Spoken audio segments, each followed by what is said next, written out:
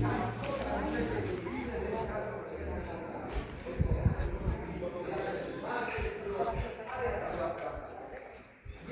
stosują, że tak część również była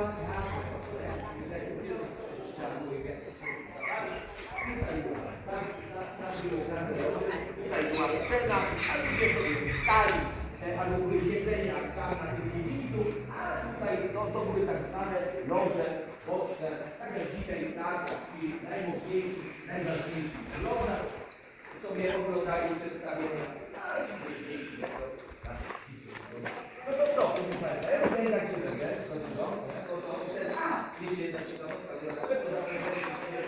no to jak to wszystko przyszło wtedy cementu? Jeżeli beton, no to co,